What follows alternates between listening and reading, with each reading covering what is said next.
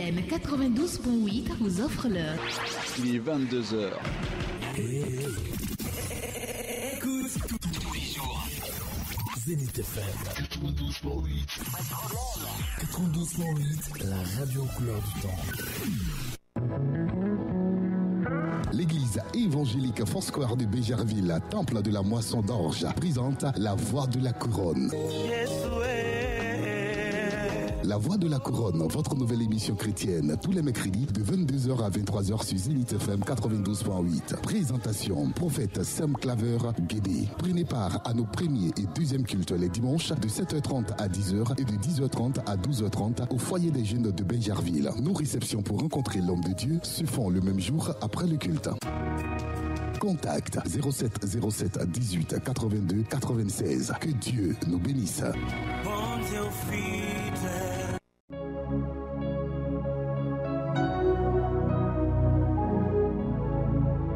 Shalom, shalom à tous et à toutes et bienvenue à la Voix de la Couronne. Il est 22h et c'est l'heure de votre émission La Voix de la Couronne. Votre émission d'écoute de la parole de Dieu, votre émission de temps de prière et d'échange prophétique. Avec moi sur ce plateau, je suis toujours en compagnie de l'homme de Dieu, le prophète Sam Guédé Claver. Bonsoir prophète. Bonsoir Miss Kwasi, comment vous allez? Très bien, et chez vous? Dieu nous fait toujours grâce. Gloire soit rendue au Seigneur. La semaine passée, nous avons vécu un temps fort de prière et nous espérons que véritablement vous avez aimé ce temps fort de prière. Et si vous avez des témoignages, n'hésitez pas à nous envoyer par SMS à notre numéro, le numéro du secrétariat, ou même d'écrire sur notre page Facebook Prophète Sam Guédé Claver. Pendant 1 heure de temps, vous allez vivre un moment formidable dans la présence de notre Seigneur Jésus-Christ. Si vous nous prenez en cours, vous êtes bien sur la 92.8 FM dans l'émission La Voix de la Couronne. Nous vous donnons la possibilité de nous suivre sur notre page Facebook intitulée Prophète Sam Guédé Claver. Voilà, n'hésitez pas à partager, à liker et aussi à commenter. Voilà. J'espère que vous êtes prêts à l'écoute de la parole de Dieu. Nous passons à notre première rubrique, Instruis-moi. Instruis-moi, votre rubrique d'écoute de la parole. Retour sur notre plateau. Amis auditeurs et auditrices, le thème de ce soir est vaincre les dévoreurs d'opportunités. Prophète, vous avez toute la parole. Miss Kwasi, merci à vous. Que Dieu vous bénisse. Je me réjouis encore de ce temps que nous passons toujours dans la présence du Seigneur. Je suis fortement challengé chaque fois que je dois me présenter devant le peuple de Dieu. Chaque fois que je vois la soif et la demande incessante du peuple de Dieu à voir Dieu intervenir dans leur vie. Et cela me pousse à toujours dire merci à Dieu pour ce qu'il fait. Ce soir, nous allons continuer à travailler contre les dévoreurs. Nous allons étudier aujourd'hui, introduire ce qui sera pour nous l'objet de temps fort de prière dans les jours qui arrivent. Nous allons introduire aujourd'hui un thème toujours dans la série des dévoreurs. C'est les 3 grands domaines que prisent les dévoreurs. Les 3 grands domaines que prisent les dévoreurs. Pour que nous puissions bien comprendre cela, rappelons-nous des 3 sources de dévoration. Nous avons vu que le mot dévoration est un mot français. Et nous avons vu que les 3 grandes sources de dévoration sont d'abord les actions naturelles, 2, Dieu lui-même, puis le monde des ténèbres. Rappelez-vous à l'entame de notre thème, c'est ce que nous avons dit. Je voudrais que vous compreniez que chaque fois que Dieu peut être une source de dévoration, à la vérité, ce n'est pas lui. Ça veut dire qu'il va juste enlever sa couverture pour que l'effet puisse se produire. Ce n'est pas forcément Dieu, car il n'y a pas de nature mauvaise en Dieu, mais il enlèvera sa couverture pour que cela puisse se produire. C'est important de le comprendre afin de pouvoir mieux appréhender le texte que je vais utiliser ce soir. Le texte que j'utilise est dans le livre de Deutéronome au chapitre 28. Vous vous rappelez avec moi que ce passage de Deutéronome chapitre 28 nous présente les bénédictions et la malédiction. 14 versets font référence à la bénédiction. Du verset 1 au verset 14 font référence à la bénédiction qui est conséquente au fait que nous ayons obéi à la voix de l'Éternel Dieu. Puis par la suite, nous aurons une quarantaine de versets, souvent même pourquoi pas une cinquantaine de versets à partir du verset 15 qui feront référence à la malédiction. C'est dans cette dizaine de versets-là, dans cette cinquantaine de versets plutôt, que nous allons extraire le texte que nous allons étudier ce soir, afin qu'à partir de ces textes, que nous comprenions quels sont les domaines qui sont prisés par le dévoreur. Vous savez, le monde spirituel est un monde dans lequel tout est millimétré.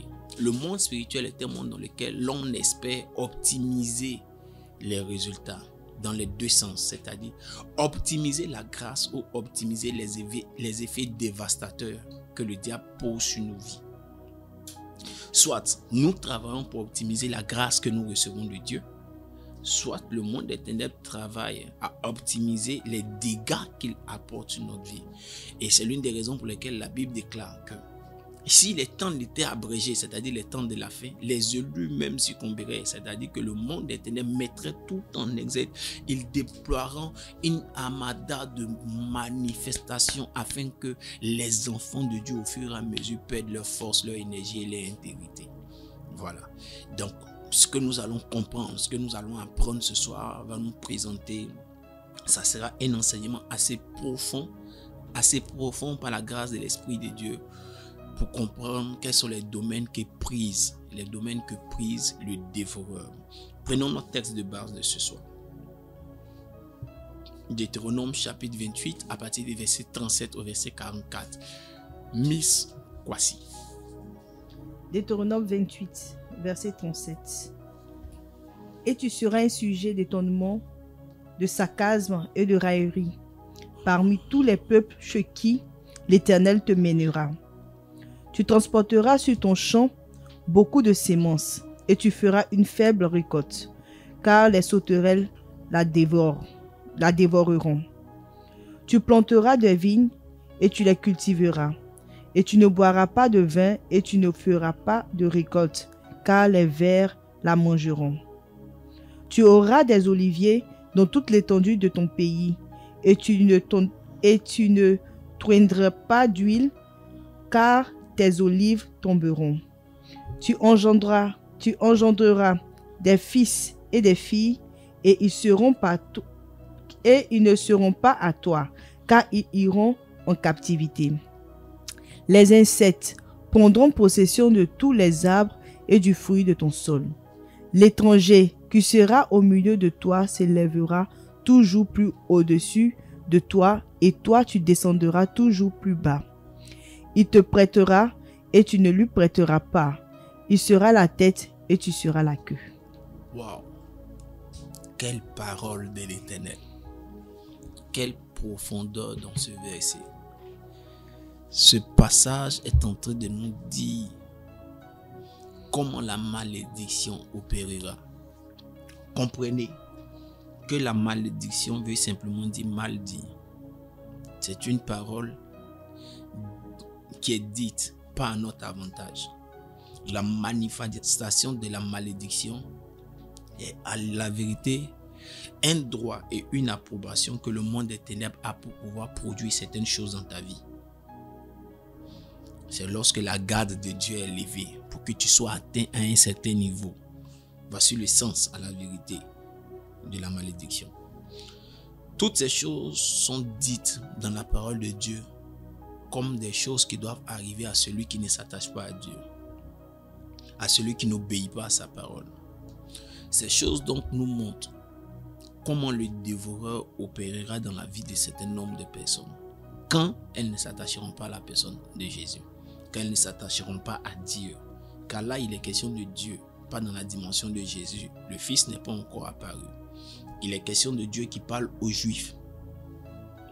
Ce que je voudrais faire comprendre, c'est que le verset 38 déjà, le verset 37 présente l'étonnement que nous allons susciter dans le cœur des gens quand ils verront tous les efforts que nous sommes en train de fournir et la petitesse des résultats que nous avons. L'étonnement. Il dit que tu seras un sujet de sarcasme, un sujet d'étonnement pour ceux qui te regardent. Pourquoi? Parce qu'ils verront comment tu fournis beaucoup d'efforts, mais tu récoltes peu. Pourquoi? Parce que entre les efforts et les résultats, il n'y a pas de proportion. Il n'y a pas d'alignement. L'énergie déployée n'est pas justifiée par la récolte. Et ça va attirer l'attention des autres pour dire, mais il y a quelque chose qui ne va pas chez lui. Chaque fois qu'il travaille beaucoup, on ne voit pas ce qu'il y a. Entre l'énergie déployée et les résultats obtenus, il y a une force qui déploie son énergie en dévorant, en arrachant ce qui est censé être des résultats. Qu'est-ce qu'il prise? Qu'est-ce qu'il cible? Quels sont les domaines dans lesquels ils ont l'habitude de travailler? Autour de ces domaines qu'ils prisent, ils s'attendent à des résultats précis. Et cette série d'enseignements nous aidera à comprendre.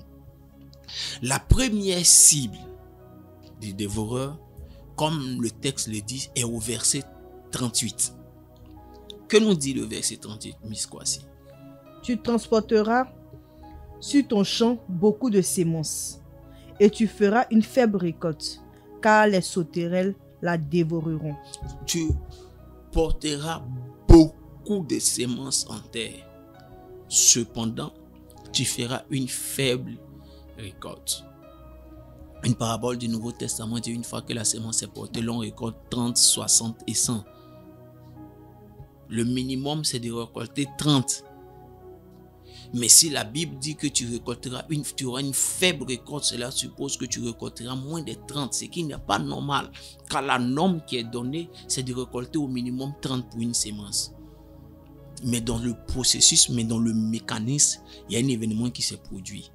Quelque chose a touché ta semence. Donc la première cible, c'est tout ce qui est appelé semence. Et nous prendrons le temps, après les avoir identifiés, d'expliquer ce que cela représente. La première cible, c'est les semences. Ici, quand on parle de semences et de champs, on parle de l'orge et du blé. On parle de l'orge et du blé. Ce sont les deux premiers produits en qualité de semences qui sont utilisés en termes de champs chez eux. L'orge et le blé. Chacun d'eux a une symbolique, mais de manière générale, les semences ont une symbolique. Et on travaillera dessus tout à l'heure, on continuera d'en parler. Pour le moment, identifions ces choses. La deuxième chose, se trouve dans le verset 39. Tu planteras une vigne, c'est ça? Tu planteras des vignes et tu les cultiveras. Et tu ne boiras pas de vin et tu ne feras pas de récolte, car les vers la mangeront. Donc la deuxième chose qui est prisée par l'esprit du dévoreur, c'est la vigne et son produit, le vin. La vigne qui produit le vin. Le monde des dévoreurs est prisé par cela. Vous voyez dans ce texte, il n'y a que ces plantes qui sont citées. On verra qu'il y a une troisième plante.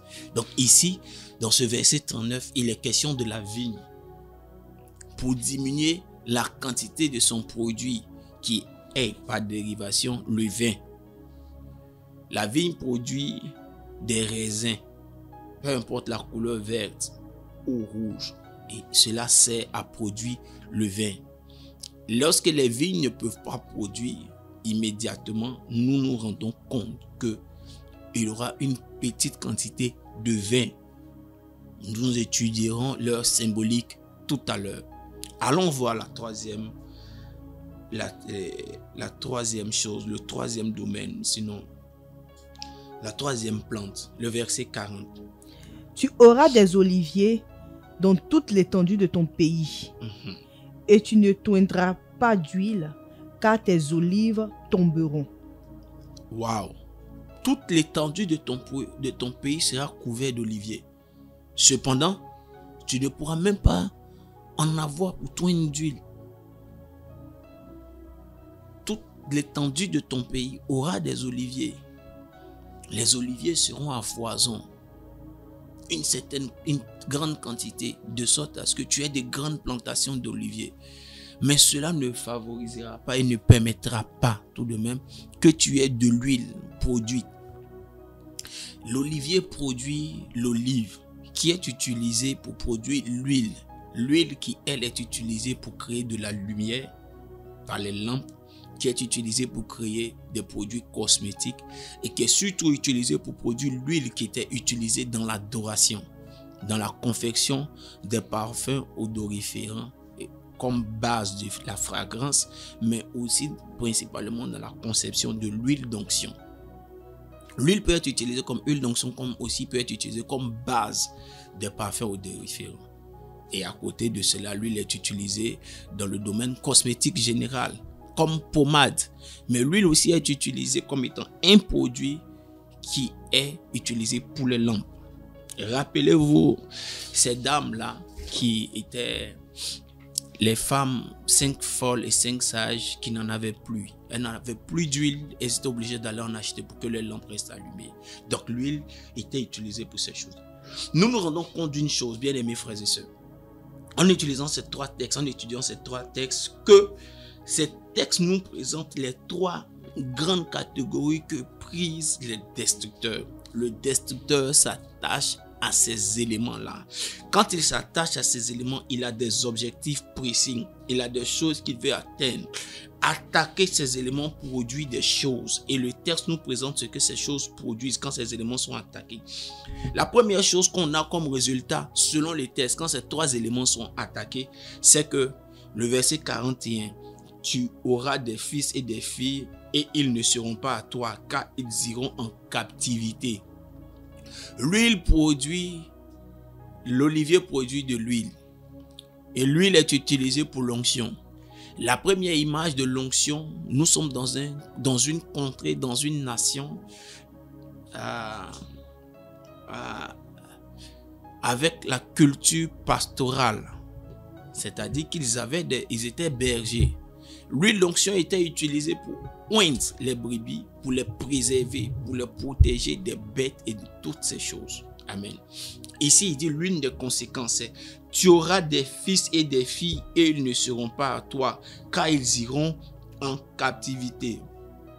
Le troisième produit, après que ces 3 plantes soient attaquées, le deuxième résultat que l'ennemi cherche, c'est au verset 43. Il dit, l'immigrant qui sera au milieu de toi s'élèvera toujours plus au-dessus de toi.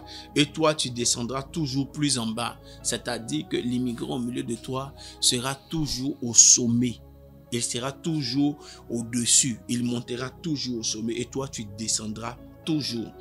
Et le troisième résultat, quand les 3 premières entités que nous avons citées sont attaquées, le troisième résultat qu'on constatera, c'est le verset 44. Il dit, lui, il te prêtera l'argent et il sera au sommet, mais enfin, il te prêtera l'argent.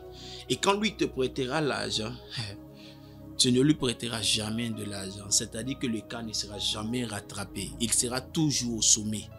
Il sera toujours plus riche que toi. Parce qu'en fait, il peut avoir un schéma de figure où il y a des personnes qui sont intelligentes mais qui n'ont pas l'argent.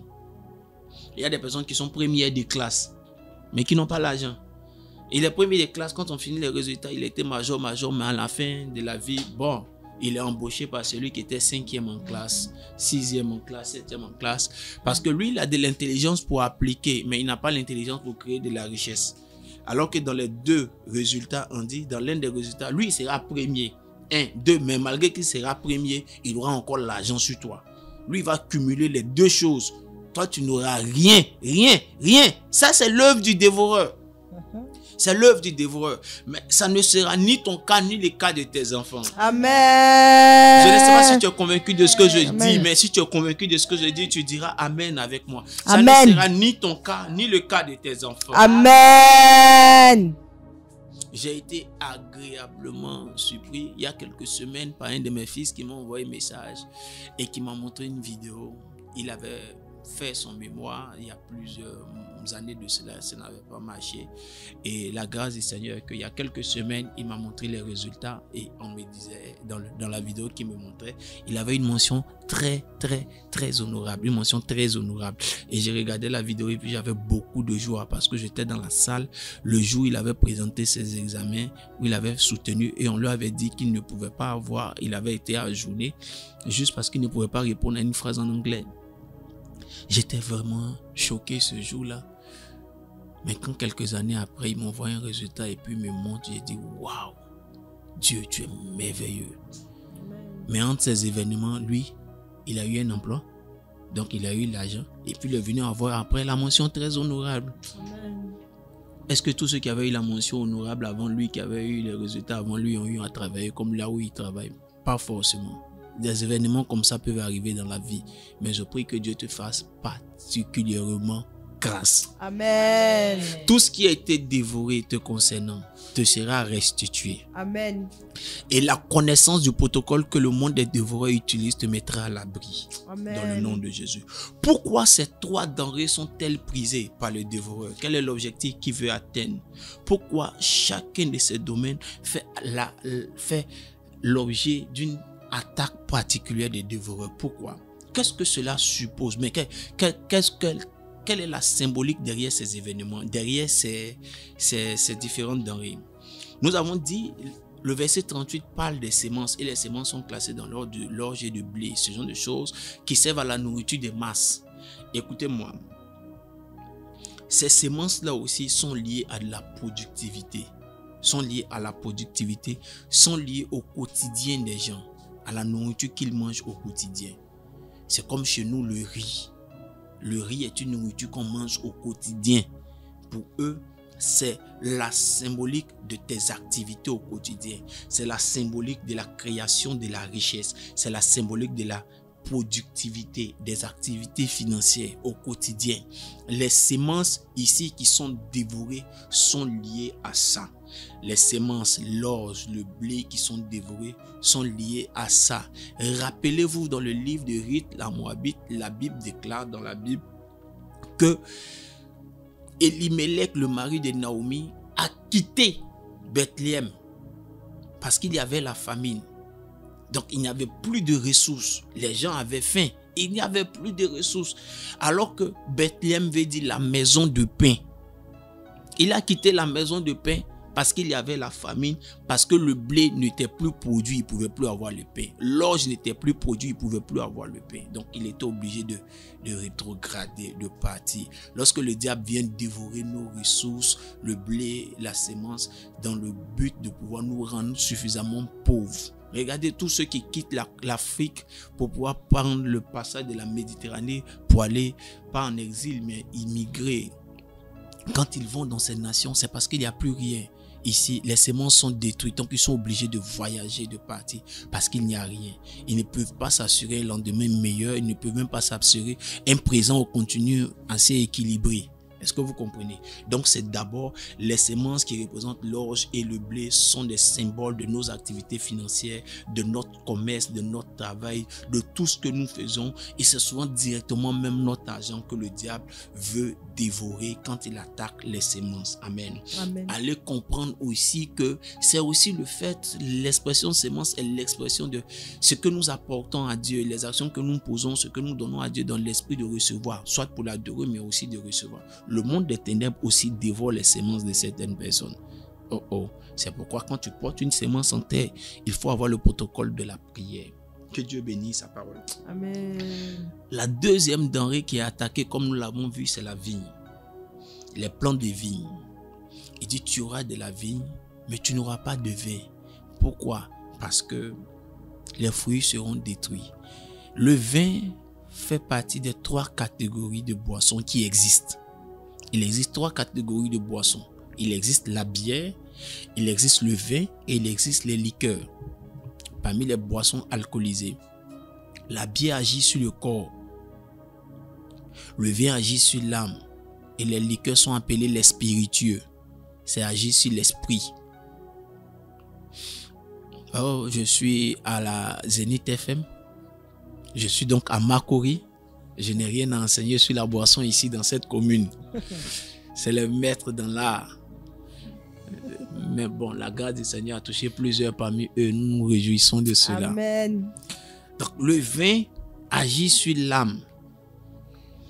En attaquant la vigne, ce que le diable est en train de faire, la symbolique de la vigne, c'est tout ce qui tourne autour de notre âme, à savoir la joie, à savoir la paix, à savoir nos émotions, à savoir nos sentiments et à savoir nos relations avec les gens. Gardez cela à l'esprit. Quand le diable attaque la vigne, il attaque tout ce qui tourne autour de ton âme. Quand le diable attaque la sémence, il attaque tout ce qui tourne autour de ton corps, ton travail, ton quotidien, ton corps, ta productivité. Quand il attaque la vie, il attaque tout ce qui tourne autour de ton âme, ta paix, ta joie, tes émotions, tes sentiments et même tes relations. Elles peuvent être amicales, amoureuses ou des relations productives, professionnelles. Tant que c'est des relations qui peuvent t'apporter quelque chose, le diable, en attaquant la vigne, espère attaquer l'un de ces domaines. C'est pourquoi vous pouvez avoir des personnes qui font des dépressions, qui sont dans des troubles émotionnels, qui n'ont pas de joie. C'est le diable qui est en train d'attaquer le devoir, qui est en train d'attaquer leur paix, qui est en train d'attaquer leur joie. Il est en train d'attaquer tout ce qui tourne autour de leur âme, leur vie. Je crois en Dieu qui dit « Soyez toujours en joie ». En Thessaloniciens. Je crois en lui, ce Dieu qui le dit. Je crois au Dieu d'Isaac. Écoutez bien. La Bible dit le jour où Isaac s'est marié, son père avait perdu sa femme, Sarah. Sarah était morte depuis un certain temps. Ce qui a amené Isaac à se marier. Regardez bien cette histoire. La Bible dit le jour où Isaac s'est marié, quand Isaac a fini de se marier, le mariage d'Isaac a poussé Abraham à se marier à nouveau. Amen. Amen. Je crois au Dieu qui nous donne à nouveau de la joie, Amen. qui nous donne à nouveau des sentiments et des émotions de joie, de paix et de tranquillité. Je crois au Dieu qui restaure les mariages. Amen. Le mariage d'Isaac qui a poussé son père à aller se marier. Est-ce que vous avez vu tout ce que Dieu a fait pour que Abraham ait pu avoir son premier enfant? Quand il était marié, l'ange est venu dire à Sarah, lui là, vous allez avoir un enfant. Sarah dit, lui là, il ne fonctionne plus. Excusez, mais c'est ce que la Bible a dit. Comme ils sont pudiques, c'est pourquoi ils ont utilisé des expressions. Voilà, il n'a plus de désir. Donc pour pouvoir avoir les désirs là, vous savez ce que Dieu a fait? Il dit l'année prochaine, vous allez avoir un enfant. Elle dit il n'a plus de désir. On dit il n'y a pas de problème. Pour qu'il ait désir là, nous on a le mécanisme. Dès que les anges sont partis, un roi est venu prendre Sarah. Il dit lui il veut Sarah. Il a pris Sarah, il a envoyé Sarah chez lui. Il dit il va dormir avec Sarah. Est-ce qu'il est sorti à Hello? Il n'est pas sorti à Hello. Mais Abraham n'a pas dormi la nuit. Abraham a tourné, il a réfléchi. Dieu a fait que Sarah est revenue le lendemain. Dès qu'elle est revenue, Abraham, là, il a eu désir, il a enceinté. Est-ce que vous comprenez ce qui s'est passé? La menace sur sa femme a fait qu'il a eu du désir. Faut pas lire simplement les mots, il faut bien lire la Bible. Il faut lire les histoires et dans les histoires. Voilà. Maintenant, regardez ce qui se passe. Quand Isaac se marie, Abraham, pour qui il a fallu tout ce mécanisme-là, pour qu'il ait enfant, Abraham, quand il a regardé le love de Isaac, il dit non, mais petit, là, sa manière d'aimer, on sent que lui, il est marié. On sent que son mariage, là, ça donne de la joie. Trouvez-moi une femme aussi. Il s'est marié aussi. Et puis, on n'a pas eu besoin qu'un ange vienne. Abraham a eu 6 enfants. Sans ange, sans roi qui est venu prendre sa femme. Dieu peut restaurer ton vin. Amen. Oh, je te dis, si je te le dis, ne vous inquiétez pas. Il arrivera la série l'année prochaine. On va faire une série que le lion contre mon mariage meurt. Amen. Tellement Dieu vous fera du bien. Amen. Donc le vin est le symbole de nos émotions, la joie, tout ce qui tourne autour de nos émotions. Ça, c'est le travail du vin. Le diable attaque ça pour que nous n'ayons pas de paix. C'est pourquoi nous avons beaucoup de foyers qui sont dans la détresse, qui sont dans des difficultés, qui n'ont pas de paix, qui n'ont pas de joie.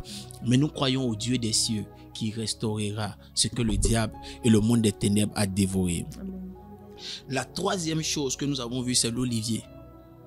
Quand l'olivier est attaqué, que signifie l'olivier et pourquoi il est attaqué? L'olivier, à la vérité, représente tout ce qui est l'olivier produit, l'olive qui produit l'huile, comme je l'ai dit. Et l'olivier est donc le symbole de tout ce qui est de l'esprit. L'olivier est le symbole de tout ce qui est du règne de l'esprit. L'olivier est le symbole de tout ce qui est du règne de notre esprit. Dans le règne de notre esprit et des associations de notre esprit, nous devons comprendre que premièrement, il y a notre relation avec Dieu. Ta relation avec Dieu n'est pas fonction de ton âme, elle est fonction de ton esprit. Aussi longtemps que tu maintiens ta relation avec Dieu dans le niveau de ton âme, le jour où tu as de la tristesse, tu ne serviras pas Dieu, tu n'adoreras pas Dieu. La relation avec Dieu est dans ton esprit. C'est pourquoi le Saint-Esprit règne dans ton esprit. C'est pourquoi ton esprit est à l'origine de la propriété de Dieu. La Bible dit qu'il insouffla en eux son esprit, en Adam, son esprit. Donc l'olivier est le symbole de notre esprit, des associations de notre esprit. Dans notre esprit, il y a la relation que nous avons avec Dieu. Dans notre esprit, ce que le diable veut dévorer, il y a le don de Dieu. Les dons de Dieu que nous avons dans notre esprit, que le diable cherche à dévorer en dévorant l'olivier, il y a les talents. Car on peut naître avec des talents. Les dons spirituels viennent de Dieu quand on a accepté le Seigneur Jésus et qu'on a reçu son Saint-Esprit. Mais les talents, nous pouvons naître avec parce que nous avons une partie de Dieu en ayant son esprit en nous. Que nous soyons chrétiens ou pas, cette nature de Dieu reste. Elle n'est peut-être pas active pleinement, mais elle est en nous. Et c'est elle qui transporte une partie de la divinité. Cette nature de Dieu peut transporter une partie de la divinité, une partie de la création de Dieu. C'est ça qui est le talent. Et le diable cherche à tuer le talent de certaines personnes. En attaquant l'olivier, il veut attaquer ton talent. Car il y a des personnes qui brillent par leur talent. Je viens dessus. Écoutez-moi. À côté du talent, il y a aussi ta créativité qui est dans ton esprit. Il y a ton intelligence qui est dans ton esprit. Le diable, quand il veut dévorer ton olivier, ne crois pas qu'il veut simplement dévorer quelque chose de simple. Il veut dévorer ton intelligence. Il veut dévorer ta créativité.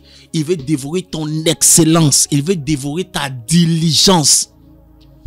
La diligence est la mère de tout succès. La diligence est la mère de toute créativité. C'est par la diligence qu'on accepte l'excellence. Quand tu as accepté, tu désires l'excellence, ce que la pensée de l'excellence produit en toi pour atteindre les résultats, c'est la diligence. Sans diligence, le désir d'excellence n'est qu'utopie. Alors, le diable, en voulant dévorer l'olivier, c'est tout ce qu'il fait.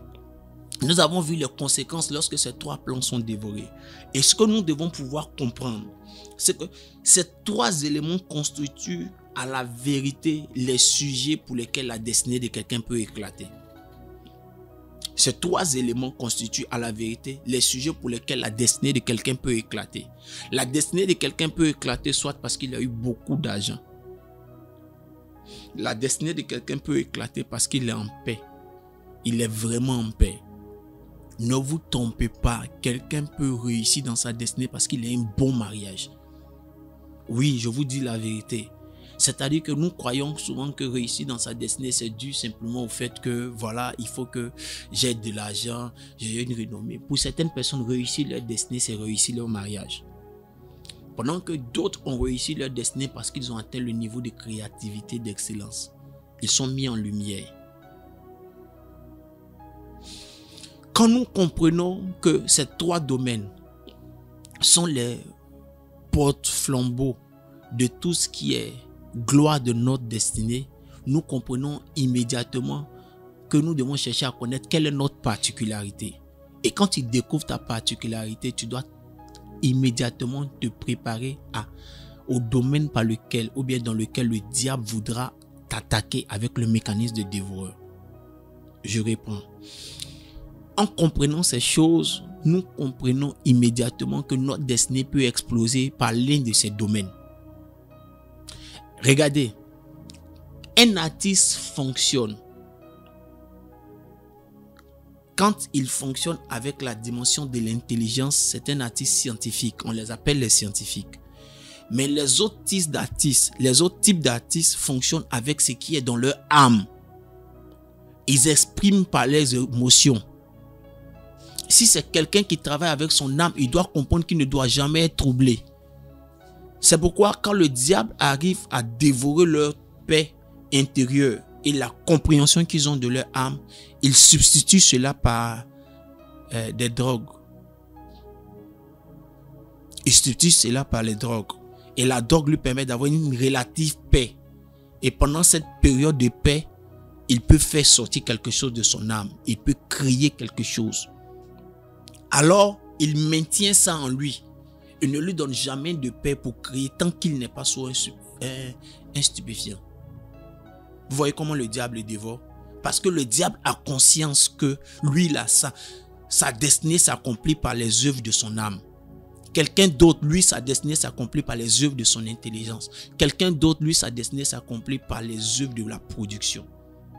Quand tu connais quelle est ta particularité, tu commences à travailler pour sécuriser ta particularité. Parce que tu sais qu'est-ce que le diable fera. Il cherchera à t'attaquer dans le domaine de ta particularité. Il cherchera à te dévorer dans le domaine de ta particularité. Il faut donc faire très attention. Mais vraiment attention. Quel est le mécanisme que le diable utilise, bien-aimés frères et sœurs? Quand il trouve notre particularité, quel est le mécanisme qu'il utilisera pour nous atteindre? Quel est l'interdit dans chacun des domaines? Quelle est la flèche? Quel est le mécanisme que le dévoreur utilise pour chacune de ces choses? C'est vrai qu'il y a eu des choses qui ont été citées, mais ces choses qui ont été citées juste pour parler des animaux qui viennent détruire les plantes en question. Mais dans la dimension spirituelle dans laquelle nous sommes entrés avec la symbolique, qu'est-ce que la Bible dit? Quand il est question de la sémence, que ce soit l'orge, le blé, parce que cela suppose notre productivité, qu'est-ce que le diable utilise? La première chose que le diable utilise, c'est la sécheresse. La famine, la sécheresse. La deuxième chose que le diable utilise, c'est les insectes pour dévorer nos plantes, pour dévorer notre productivité. Quand j'étudiais le mot insecte dans le texte, le mot hébreu qui veut dire insecte est une racine, a pour racine un mot qui veut dire harpon. Le harpon est à la vérité comme une flèche, mais qui est attaché à une corde. C'est celui qu'on utilise pour faire des pêches. C'est-à-dire qu'on le lance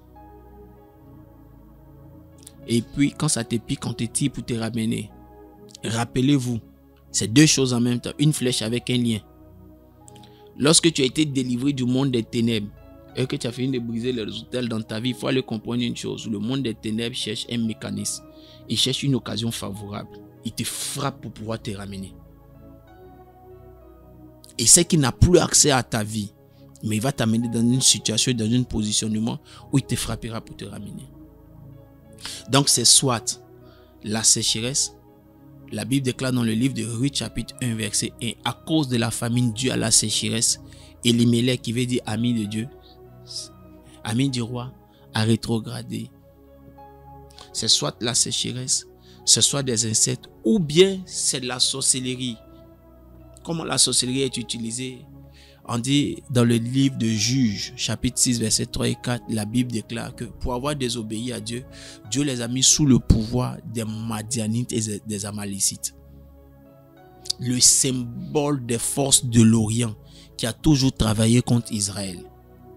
Là, c'est de la sorcellerie. La sorcellerie ou les sciences occultes. Dans le monde professionnel et dans le monde de la productivité, retenez et comprenez que le dévoreur, comme nous l'avons étudié il y a 3 semaines en arrière, peut utiliser des sciences occultes dans le monde professionnel pour atteindre notre productivité, pour atteindre notre résultat sur le monde du travail. Donc voilà les 3 méthodes par lesquelles le dévoreur opère contre la vie de ceux qui exploseront par de la productivité, par la richesse. Un jour, je vous enseignerai, nous prierons pour cela. Il y a des domaines dans lesquels on te dira, si tu veux réussir là, il faut que tu adores telle divinité.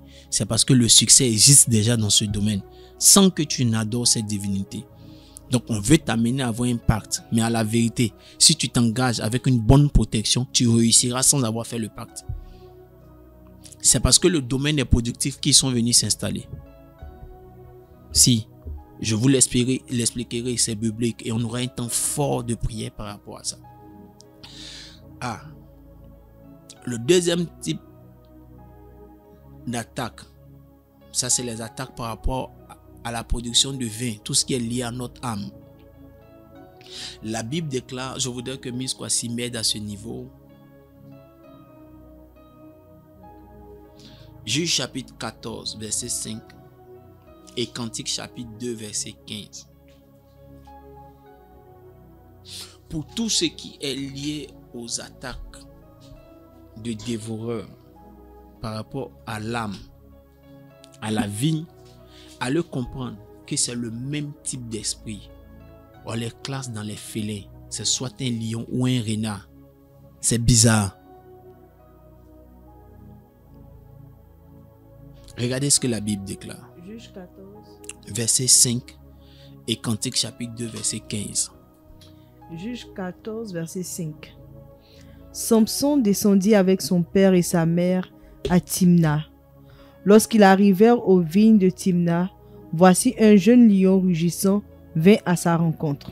Écoutez, Samson est un homme qui a un appel de Dieu. Samson est un homme avec une personnalité très complexe, très émotionnelle. Samson trouve une femme, il a l'approbation de Dieu de marier la femme. Nous avons dit que la vigne est le symbole de l'âme et tout ce qui tourne autour de l'âme, paix, sentiment et joie.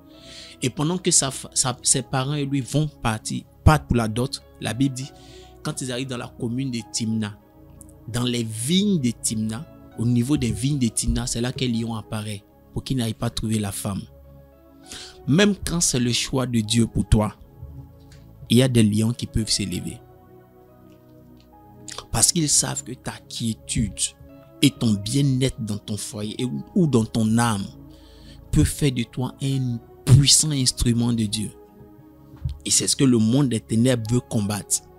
Et vous allez voir que malgré que l'appel de Samson ait été annoncé par Dieu pour faire des choses, les problèmes de Samson étaient toujours liés à son âme. Si vous avez fait le constat, faisons attention, le diable savait qui était Samson. C'est pourquoi le totem même qu'on lui a donné était lié au vin, pour dire que tous les secrets est au niveau de son âme. C'est pourquoi le diable a envoyé des esprits de trouble. Que dit Cantique des Cantiques? Cantique des Cantiques, le chapitre 2, verset 15. 2, verset 15. Prenez-nous les renards, les petits renards qui ravagent les vignes, car nos vignes sont en fleurs. Prenez-nous les renards, les petits renards qui ravagent nos vignes, car nos vignes sont en fleurs. Qu'est-ce que nous devons comprendre par cette parole? Ce que nous devons garder à l'esprit par cette parole, c'est que les renards et les félins sont les esprits qui sont envoyés spécialement pour affecter, attaquer tout ce qui est productivité de notre âme. Ils ne veulent jamais que nos vignes arrivent dans la période où notre âme va exploser. La beauté, le plein épanouissement de notre destinée pour ceux qui sont liés, qui fonctionnent avec leur âme, créativité, paix dans le foyer, paix dans les relations. Ils ne veulent pas. Les renards et les lions, les félins sont l'espèce de dévoreurs qu'il faut neutraliser. On aura le temps dans les mercredis qui suivent de les combattre. Je donnerai le protocole pour les combattre, les symboles qu'ils ont. Nous arrivons maintenant à l'olivier. Ce que représente l'olivier, nous l'avons vu. Et quel est le type de dévoreur qui est envoyé pour attaquer l'olivier? Écoutez, parce que l'olivier représente tout ce qui est symbole lié de notre esprit, de notre don, de notre talent, de notre intelligence, de notre excellence, tout ce qui est autour de notre esprit. L'olivier est très stratégique. Les attaques majeures de l'olivier sont donc te donner de ne pas comprendre la saison. 1, 2, c'est travailler pour un mauvais but. 3, le péché. 1, te donner ne pas comprendre la saison. 2, travailler pour un mauvais but. 3, le péché.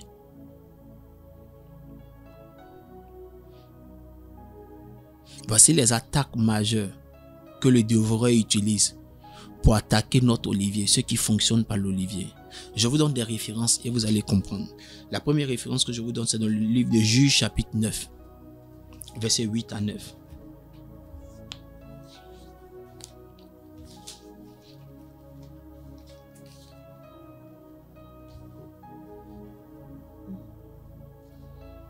Vas-y. Juge chapitre 9, verset 8 à 9. Les arbres partirent pour aller oindre un roi et le mettre à leur tête. Il dit à l'olivier, règne sur nous. Mais l'olivier leur répondit, renoncerai-je à mon huile qui m'assure les hommages de Dieu et des hommes pour aller planer sur les arbres? Le but, il a conscience qu'ils ont besoin de lui, mais il a aussi conscience que le but pour lequel il a été envoyé, c'est pas de régner sur les arbres, c'est de produire de l'huile utile à Dieu et aux hommes. Le but, quand le diable veut détruire quelqu'un qui opère avec la dimension de l'olivier, on lui donne souvent de rater son but. Il peut se concentrer en utilisant son intelligence à faire beaucoup d'autres choses qui n'ont rien à voir avec ce pourquoi Dieu l'a envoyé. Ce n'est pas parce que tu brilles dans une saison, ce n'est pas parce que tu brilles dans quelque chose que c'est forcément là-bas que Dieu t'a envoyé. Le plus grand échec, c'est de réussir là où Dieu ne t'a pas envoyé. Le plus grand échec, le plus grand drame, c'est de réussir là où Dieu ne t'a pas envoyé. Amen. Et il y a beaucoup de personnes qui réussissent là où Dieu ne les a pas envoyés. Regardez ce que la Bible déclare s'agissant des saisons. La Bible déclare dans le livre de 2 Rois, chapitre 5, au verset 26, qu'un homme qui s'appelait Géasi, qui marchait auprès d'un homme qui avait un don, un grand don. La Bible déclare que, rappelez-vous que l'olivier, c'est aussi les dons que nous transportons. La Bible déclare que parce qu'il marchait auprès de quelqu'un qui avait un don et qu'il était appelé à être l'héritier de ce don-là, il est parti prendre des biens auprès de quelqu'un sans comprendre sa saison. Et regardez quelle est la réponse de son père. Qu'est-ce que son père lui a dit? 2 Rois 5, verset 26. Est-ce le temps? Mais Élisée lui dit, mon esprit n'était pas absent lorsque cet homme a quitté son char pour venir à ta rencontre. Est-ce le temps de prendre de l'argent et de prendre des vêtements, puis des oliviers, des vignes, des brebis, des bœufs, des serviteurs et des servantes? C'est que l'homme qui transportait le don disait à son héritier, parce que nous sommes dans le même environnement, tu peux avoir la grâce. Mais ce que tu dois comprendre, c'est qu'il y a un temps pour toutes choses. Sinon, la grâce ne va pas exploser. Yes. La grâce va jamais arriver jusqu'à te faire briller. Si tu ne comprends pas les saisons, les gens qui fonctionnent avec l'huile brillent facilement. Mais s'ils ne comprennent pas les saisons, ils vont briller précocement et ils vont mourir. Et c'est l'objectif du dévoreur. L'objectif du dévoreur, ce n'est pas de t'empêcher de briller quand tu fonctionnes avec l'huile, avec l'olivier. C'est pas de t'empêcher de briller. C'est souvent de t'amener à briller là où tu ne dois pas briller. Le mauvais but. De briller là où tu ne sais pas le temps de briller. Quelqu'un comprend bien ce que c'est en train de dire. Est-ce le temps? Est-ce le temps? Le troisième point. La troisième attaque du dévoreur qui attaque ceux qui fonctionnent avec l'huile, c'est le péché. Chaque fois que vous êtes là, rappelez-vous de l'histoire de Joseph. Joseph était un homme brillant, un homme doué. Il fonctionnait avec l'huile. Son esprit fonctionnait. Son parcours de vie était lié à son intelligence. Donc c'était la dimension de l'olivier. Mais regardez, l'attaque majeure qu'on lui a envoyée, c'était quoi? Le péché. Dans le péché, il faut voir deux choses. C'est soit le sexe ou l'orgueil. Souvent, lorsque nous regardons la proposition de la femme de Potiphar, nous ne voyons que le sexe. Mais il n'y a pas que le sexe, il y a aussi l'orgueil. Mon roi m'a tout donné, sauf sa femme, qui est le pôle de différence entre lui et moi. Et si je peux sortir avec sa femme à son insu, je peux me prévaloir d'être comme lui. J'attire plus de regards que toi au point où je suis tellement talentueux que même ta femme me désire. Et dit, je ne pécherai pas contre Dieu, contre mon maître. Car il a dit, il n'y a que le trône, son épouse qui nous sépare. Voici ce que Joseph a dit. Ce n'est pas toujours le sexe seulement, il y a aussi l'orgueil. Des gens qui brillent peuvent facilement devenir orgueilleux. C'est la méthode pour pouvoir les dévorer. Les gens qui brillent peuvent tirer sur eux les regards. Et parce qu'ils ont tiré sur eux les regards, ils ont attiré sur eux les regards, ils peuvent facilement être emportés vers le sexe opposé.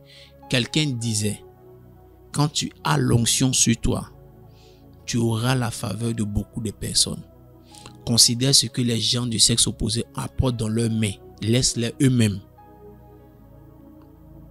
Il dit, il parlait à des pasteurs hommes et il leur disait, quand tu as la grâce sur toi, des femmes peuvent venir avec des choses dans la main pour venir te les donner. C'est à cause de la grâce. Prends ce qui est dans leur main, ne les prends pas elles-mêmes.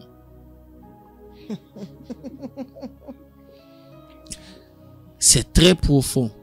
Parce que ceux qui travaillent dans la dimension de l'huile, comme ceux qui travaillent dans la dimension de l'âme, peuvent facilement briller et attirer les regards. Et quand ils attirent les regards, ils attirent l'attention, il faut qu'ils aient suffisamment de tact pour savoir que c'est pour la grâce qu'ils transportent que les gens sont là. Et pour savoir comment préserver les grâces. Je voudrais dire ceci en finissant. Et c'est très important à comprendre. C'est très important de le savoir. Peu importe le domaine dans lequel tu es, que ce soit dans le domaine de la sémence, que ce soit dans le domaine du vin ou dans le domaine de l'olivier, il y a une attaque spécifique et majeure qui peut être envoyée contre ta personne. Il faut que tu le comprennes.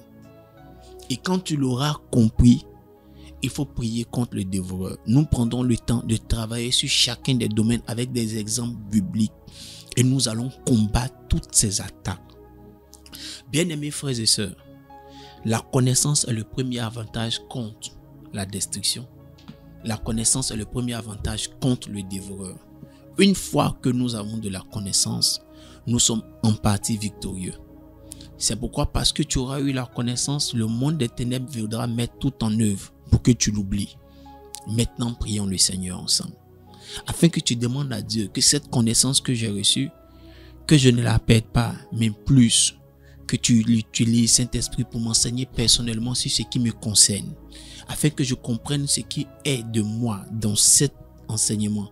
Et que je puisse me préparer pour les mercredis qui arrivent, pour avoir des temps de prière, pour récupérer tout ce qui est à moi que le diable a volé pendant que je ne le savais pas.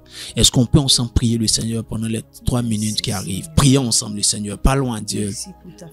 L'Indo brondo saigin de bauzon de vada, la de vada Brian de brodo shagin de glorion de gogo zanda, la da Brian de brodo sand de gavere atana maite. Merci Seigneur pour ton serviteur que tu as donné pour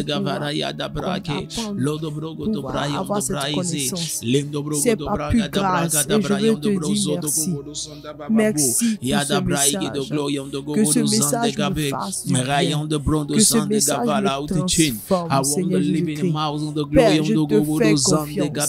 Je te fais confiance, Saint-Esprit.